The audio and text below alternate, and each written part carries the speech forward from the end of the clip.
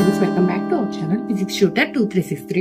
ఈరోజు మనం 10th class new text book లోని చాప్టర్ 2 అయిన యాసిడ్స్, బేసెస్ అండ్ సాల్ట్స్, ఈ చాప్టర్ లో ఉండే లాస్ట్ కంటెంట్ అంటే డిఫరెంట్ సాల్ట్స్, వాటి యూజెస్, అలాగే వాటర్ ఆఫ్ క్రిస్టలైజేషన్ గురించి, next topic about plaster of Paris, ఈ 3 టాపిక్స్ ని ఇప్పుడు మీకు కవర్ చేయబోతున్నాను.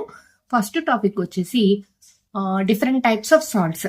సాల్ట్స్ అన్ని కూడా మనం ఈ లెసన్ లో చెప్పుకోబోయే సాల్ట్స్ అన్ని కూడా మనకి మెయిన్ ఫండమెంటల్ సాల్ట్ ఏదనమాట, కామన్ సాల్ట్ అంటాం, సోడియం క్లోరైడ్.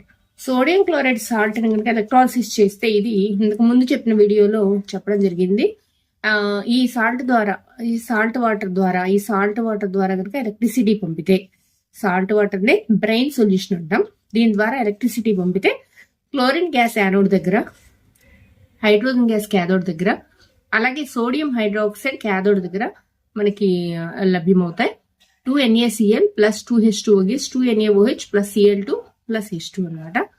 అయితే ఈ వచ్చిన సోడియం హైడ్రాక్సైడ్, ఈ క్లోరిన్ నుంచి మరికొన్ని సాల్ట్ ని ప్రిపేర్ చేయడం ఎలాగో ఇప్పుడు చూద్దాం. మొట్టమొదటి సాల్ట్ వచ్చి మీకు బ్లీచింగ్ పౌడర్. బ్లీచింగ్ పౌడర్ అనగానే మీకు వాటర్ గనక డిస్ఇన్ఫెక్టింగ్ చేయాలంటే మనకి దాంట్లో ఉన్న క్రిములు చంపడానికి బ్లీచింగ్ పౌడర్ చల్లుతాం కదా, అదే ఇదనమాట బ్లీచింగ్ పౌడర్. దీని ఫార్ములా CaOCl2. దీన్ని ప్రిపరేషన్ చేసే విధానం ఏంటంటే, bleaching powder is produced by the action of chlorine on slaked lime. By the action of chlorine on slaked lime. Slaked lime అంటే తడి సున్నం ద్వారా క్లోరిన్ గ్యాస్ పంపడం ద్వారా మనం బ్లీచింగ్ పౌడర్ ని పొందవచ్చు. దీనికి ఈక్వేషన్ ఏంటనమాట, CaOH twice plus Cl2 gives CaOCl2 plus H2O. CaOH twice అంటే కాల్షియం హైడ్రాక్సైడ్ లేదా స్లేక్డ్ లైమ్ అంటాం దీన్ని, స్లేక్డ్ లైమ్. దీని ద్వారా క్లోరిన్ గ్యాస్ ని పంపితే CaOCl2 అంటే ఇదే బ్లీచింగ్ పౌడర్ అనమాట. CaOCl2 bleaching powder formula, calcium hypochlorite bleaching powder.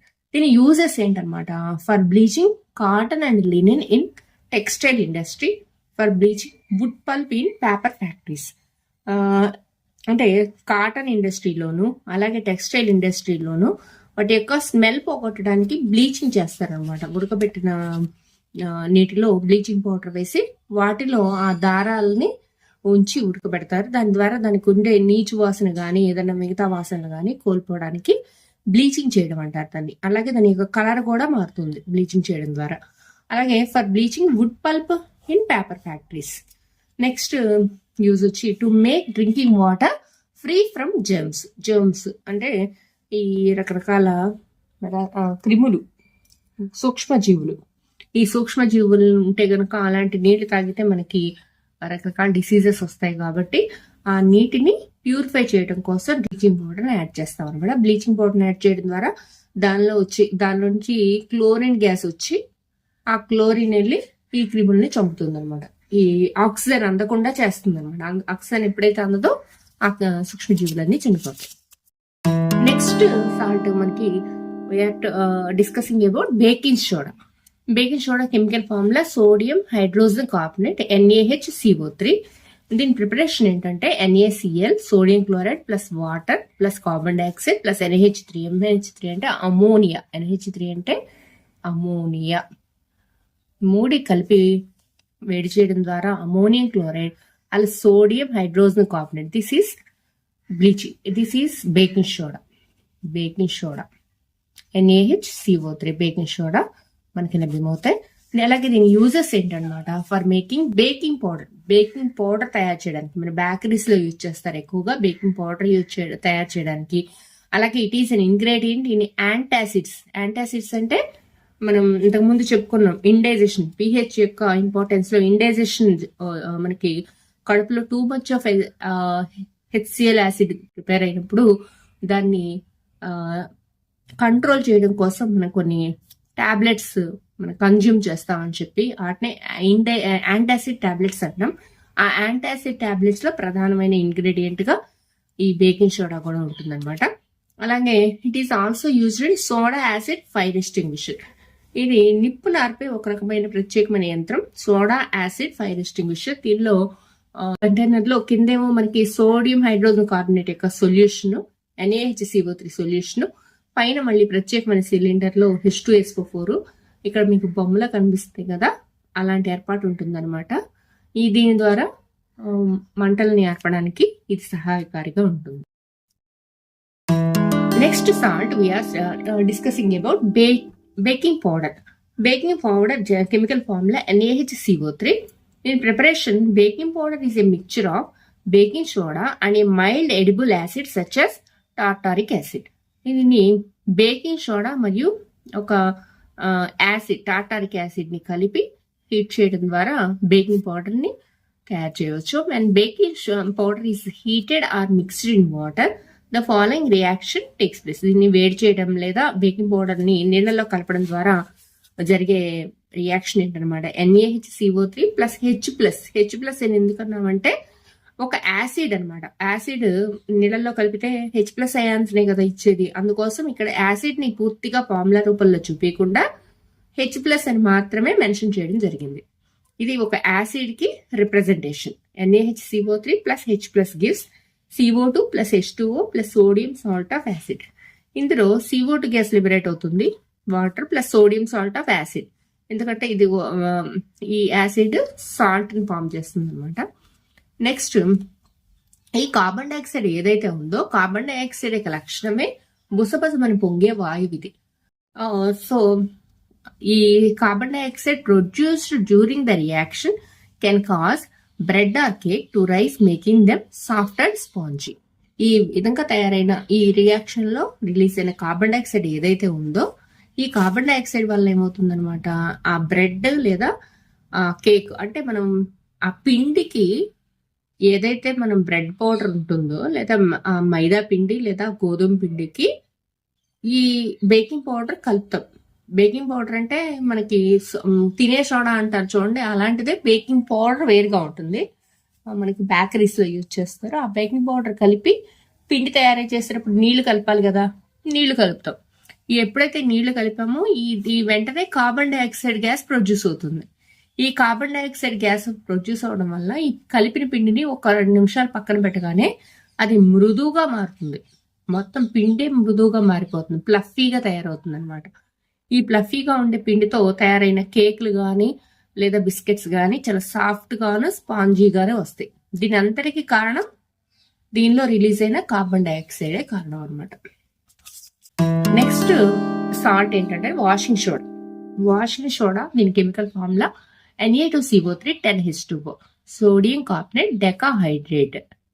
అంటే దీని ప్రిపరేషన్ ఏంటంటే 2 NaHCO3 సోడియం హైడ్రోజన్ కార్బోనేట్. దీన్ని బేకింగ్ సోడా అంటామని ఇంతకు ముందే చెప్పుకున్నాం కదా. ఈ బేకింగ్ సోడాని వేడి చేస్తే Na2CO3 plus H2O plus CO2. ఇక్కడ సోడియం కార్బోనేట్ వాషింగ్ సోడా వచ్చింది. బేకింగ్ సోడాని వేడి చేస్తే వాషింగ్ సోడా వచ్చింది. అయితే ఇది వాషింగ్ సోడాని రీక్రిస్టలైజేషన్ చేయడం ద్వారా it gives washing soda. Na2CO3 plus 10H2O gives Na2CO3 plus Na2CO3 10H2. ఇలా సోడియం కార్బోనేట్ డెకాహైడ్రేట్ దీని యొక్క నేమ్ అనమాట, కెమికల్ నేమ్. యూజెస్ వచ్చి దీని యొక్క uses, washing soda is used in mainly ఇది క్లీనింగ్ పర్పస్ కి యూజ్ చేసే ఒకనొక సాల్ట్ అనమాట. Washing soda is used in glass, soap and paper industries. It is used in the manufacture of borax. Borax అంటే కూడా ఒక క్లీనింగ్ ఏజెంట్ అనమాట ఇది. అట్లాగే లాండ్రీ డ్రైయర్స్ లాండ్రీ వాళ్ళు యూజ్ చేసే ఒకనొక cleaning agent. Borax is a mixture of boron, sodium and oxygen. ఈ మూడిటి యొక్క మిక్చర్ అనమాట బోరాక్స్. దాని ప్రిపరేషన్ లో కూడా మనం ఈ వాషింగ్ సోడాని యూజ్ చేస్తాం. అలాగే to remove permanent hardness of water, నీటి యొక్క శాశ్వత కాఠిన్యాన్ని తొలగించడానికి కూడా వాషింగ్ సోడాని యూజ్ చేస్తాం. నెక్స్ట్ వాటర్ ఆఫ్ క్రిస్టలైజేషన్ అనేది మరొక ఇంపార్టెంట్ టాపిక్. ఇది water of crystallization. What is water of crystallization?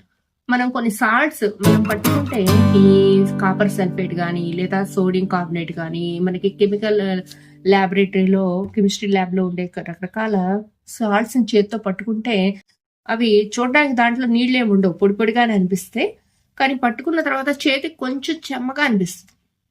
ఇది ఎందుకు అంటే ఆ ప్రతి మాలిక్యూల్ ఇంటర్నల్ గా కొన్ని వాటర్ మాలిక్యూల్స్ తో కంబైన్ అయి ఉంటుంది అనమాట. ఇలా సాల్ట్స్ కొన్ని ఇలా కలిసి వాటర్ మాలిక్యూల్స్ తో కంబైన్ అయి ఉండడాన్ని వాటర్ ఆఫ్ క్రిస్టలైజేషన్ అంటాం. దీని డెఫినేషన్ చాలా ఇంపార్టెంట్ ఈ టాపిక్. దీని డెఫినేషన్ వచ్చి water of crystallization is a fixed number of water molecules present in one formula unit of salt.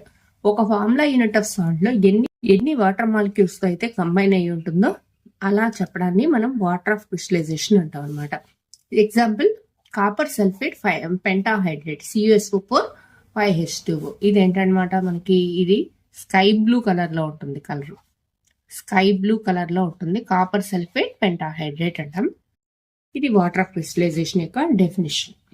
ఇది ఒక సబ్స్టెన్స్ వాటర్ ఆఫ్ క్రిస్టలైజేషన్ నిరూపించడానికి మనం ఇప్పుడు ఒక ప్రయోగం గురించి తెలుసుకుందాం. ఈ టెక్స్ట్ బుక్ లో ఈ ఫిగర్ కనుక చూస్తే ఒక స్టాండ్, బున్సెన్ బర్నర్, ఒక బాయిలింగ్ ట్యూబ్ కి ఒక టాంగ్స్ పట్టుకుని చేత్తో ఉంచి ఇక్కడ వేడి చేస్తున్నాం. వేడి చేస్తున్న ఈ బాయిలింగ్ ట్యూబ్ లోపల ఏముందనమాట, కాపర్ సల్ఫేట్ క్రిస్టల్స్ ఉన్నాయి. కాపర్ సల్ఫేట్ క్రిస్టల్స్ అనగానే అది ఏ కలర్ అని చెప్పాను, blue colour, sky blue colour లో ఉన్నాయి. వీటిని ఎప్పుడైతే హీట్ చేయడం మొదలు పెట్టామో ఇక్కడ ముందు టెస్ట్ ట్యూబ్ యొక్క వాల్స్ మీద వాటర్ డ్రాప్లెట్స్, ఇదిగో చూడండి, వాటర్ డ్రాప్లెట్స్ అనేవి కనిపిస్తాయి ఫస్ట్. ఇంకా హీట్ చేస్తే ఈ బ్లూ కలర్ లో ఉండే కాపర్ సల్ఫేట్ క్రిస్టల్స్ కాస్త వైట్ కలర్ లోకి చేంజ్ అవుతాయి. Blue colour turns into white colour. అంటే దాంట్లో ఉండే వాటర్ అంతా ఎస్కేప్ అయిపోవడం వలన ఈ కలర్ చేంజ్ అవుతుంది అనమాట. ఇక్కడ ఈ దీనిలో ఈ కాపర్ సల్ఫేట్ అనే దానిలో స్పష్టంగా మనకు అర్థమవుతుంది. ఎప్పుడైతే వాటర్ మాలిక్యూల్స్ ఎస్కేప్ అయిపోయినాయో ఈ బ్లూ కలర్ లో ఉండే copper sulphate turns into white colour. ఇక్కడ యాక్టివిటీ చూడండి. Boiling tube, what is the colour of the copper sulphate after heating అంటే this is white. Do you notice water droplets in the boiling tube? Where have these come from? These come from salt ఏదైతే వేడి చేస్తున్నామో ఆ salt నుంచి. అయితే ఈ విధంగా వేడి చేసిన తర్వాత ఈ వైట్ కలర్ లో ఉండే ఈ కాపర్ సల్ఫేట్ క్రిస్టల్స్ ని ఒక స్పాచులాలో తీసుకుని ఇది చల్లారిన తర్వాత మళ్ళీ 2 to 3 drops of copper water కనుక యాడ్ చేస్తే 2 నుంచి 3 నీటి చుక్కలు ఈ సాల్ట్ కి యాడ్ చేస్తే, చల్లారిన సాల్ట్ కి యాడ్ చేస్తే ఈ వైట్ కలర్ లో ఉండే కాపర్ సల్ఫేట్ కాస్త తిరిగి మళ్ళీ బ్లూ కలర్ లోకి చేంజ్ అవుతుంది. The blue colour of the copper sulphate reappears, తిరిగి మళ్ళీ కనిపిస్తుంది అనమాట. అంటే వాటర్ యాడ్ చేస్తే బ్లూ కలర్ లో ఉంది, వేడి చేసి నీటినంతా పోగొట్టేస్తే వైట్ కలర్ లోకి మారుతుంది అనమాట. ఈ విధంగా కాపర్ సల్ఫేట్ లో వాటర్ మాలిక్యూల్స్ ఉన్నాయి అని చెప్పి నిరూపించడానికే ఈ ఎక్స్పెరిమెంట్. ఈ చాప్టర్ లో లాస్ట్ టాపిక్ ఏంటనమాట, ప్లాస్టర్ ఆఫ్ ప్యారిస్. దీన్ని సింపుల్ గా POP అని కూడా అంటాం.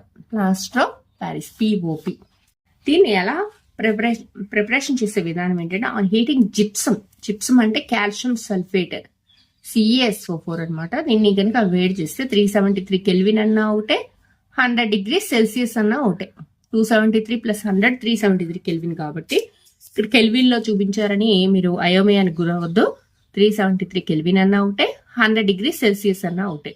100 degrees Celsius గనక జిప్సమ్ వేడి చేస్తే loses water molecules and becomes calcium sulphate hemihydrate. ఈ కాల్షియం సల్ఫేట్ హెమీహైడ్రేటే ప్లాస్టర్ ఆఫ్ ప్యారిస్, POP అనమాట. This is called plaster of Paris. So plaster of Paris is a white powder and on mixing with water it changes to gypsum.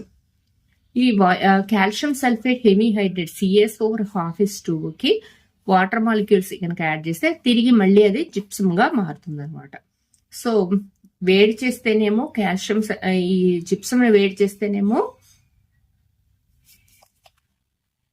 ఇక్కడ plaster of Paris తయారయ్యే విధానం ఏంటంటే CaSO4 2H2O. ఇది gypsum అనమాట. ఇది gypsum. దీన్ని గనక 100 degrees Celsius గనక వేడి చేస్తే this will give CaSO4 1/2H2O, calcium sulphate hemihydrate plus 1.5 H2O. 1/2H2O అంటే 2 CaSO4 మాలిక్యూల్స్ కి ఒక వాటర్ మాలిక్యూల్ తో కంబైన్ అవుతాయి అనమాట. అందుకని ఒక్కొక్క CaSO4కి 1/2:2 అని రాస్తాం అనమాట. CaSO4 1/2:2. దీని యూజెస్ ఏంటనమాట, ప్లాస్టర్ ఆఫ్ ప్యారిస్ యూజెస్ ఏంటంటే, ఎక్కడైనా ఫ్రాక్చర్డ్ బోన్స్ ఫ్రాక్చర్ అయినప్పుడు దానికి సపోర్టింగ్ గా వేసే మెటీరియల్ అనమాట ప్లాస్టర్ ఆఫ్ ప్యారిస్. అలాగే ఫర్ మేకింగ్ టాయ్స్, బొమ్మలు తయారు చేయడానికి, అలాగే డెకరేషన్ మెటీరియల్స్ కి, అలాగే ఫాల్స్ సీలింగ్ అంటారు చూడండి, ఫాల్స్ సీలింగ్ అంటాం. మనకి ఇంటికి ఫాల్స్ సీలింగ్ కూడా ఈ ప్లాస్టర్ ఆఫ్ ప్యారిస్ ని యూజ్ చేస్తాం. అలాగే వినాయకుడి ఐడోస్ తయారవుతాయి వినాయక చవితికి. అలాంటి ప్లాస్టర్ ఆఫ్ ప్యారిస్ తో తయారు చేసిన ఐడోస్ పెట్టకూడదని చెప్పి కూడా ఈ మధ్య నినాదాలు జరుగుతున్నాయి కదా, మట్టి ఐడోస్ పెట్టమని. ఆ మెటీరియల్ అంతా కూడా ప్లాస్టర్ ఆఫ్ ప్యారిస్ అనమాట, POP అంటాం. దీని ఫార్ములా CaSO4 1/2:2. ఈ లెసన్ కి సంబంధించిన టాపిక్స్ అన్ని కూడా ఎక్స్ప్లెయిన్ చేయడం జరిగింది. నెక్స్ట్ వచ్చే వీడియోలో ఇన్ టెక్స్ట్ క్వశ్చన్స్ అని డూ యూ నో అని చెప్పి మీకు ఇన్ టెక్స్ట్ క్వశ్చన్స్ ఉన్నాయి కదా, అవి నెక్స్ట్ వీడియోలో మీకు తెలియజేస్తాను. Okay, thank you, all the best.